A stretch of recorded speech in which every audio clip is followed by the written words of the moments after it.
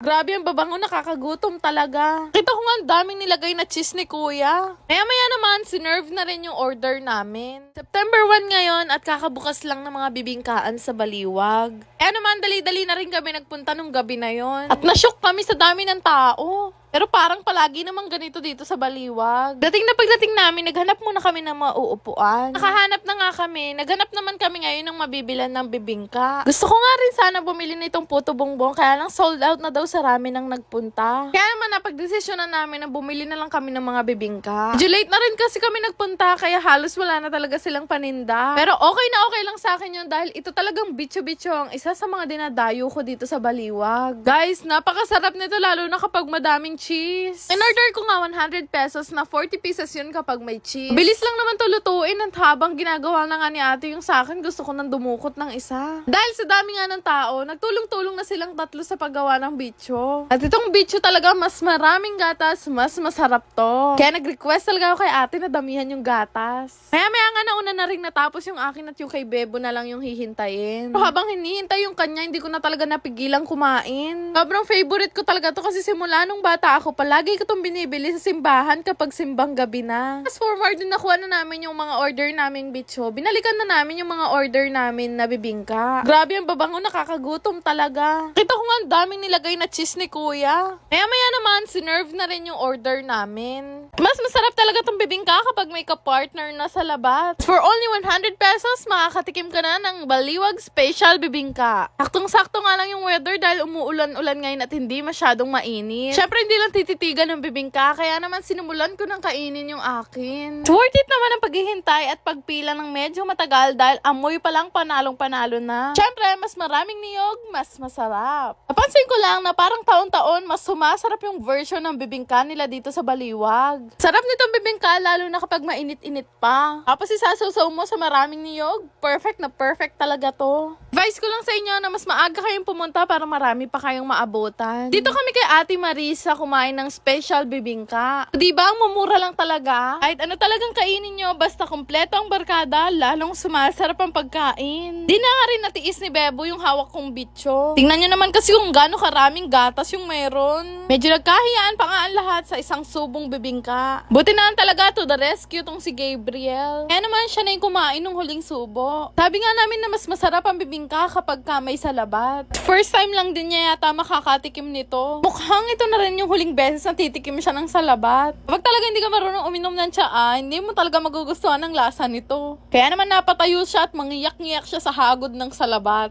Kaya maya nga pauwi na sana kami pero hindi namin makita si Gabriel. Nagulat kami na nakita namin siya nang hihingi pala siya ng tubig dito sa kabilang stall. At mukhang dito na talaga magkaka-love light tong si Gabriel. Shoutout ko na rin pala tong mga team Kapurat na nagpunta pa dito sa Baliwag. At salamat din po kay Ate Marisa sa special puto bumbong at bibingka. Dito lang yan sa Baliwag, Bulacan. Ilang araw na din nung huli kong i-share sa inyo tong Kirin game. Pero sa ilang araw na yon, ang dami ko na talagang kinita dito. Kaya naman bago kayo makapaglaro, kakailanganan nyo muna mag-register at fill upan nyo lang lahat yan. Ganun lang kadali mag-register at makakagawa ka na agad ng account mo. Pero syempre, bago ka maglaro, kakailanganin mo muna mag-cash in. 100 yung minimum, 50,000 naman yung maximum. Once na makapag-cash in ka, pwede ka nang mamili kung anong laro yung gusto mong laruin. Pero kadalasan talaga na nilalaro ko dito, itong fruit machine. Itong laro na to, halos pambata lang to, pero ang laki ng napapanalunan dito. Ayan yan, kakapasok ko palang nanalo na ako ng 4,400. Sobrang daling mechanics lang naman dito at maghihintay ka lang naman ng tatlong magkakamukhang symbols. Pero mas maraming pairs, mas malaki yung mapapanalunan mo. O diba, nanalo na naman ako ng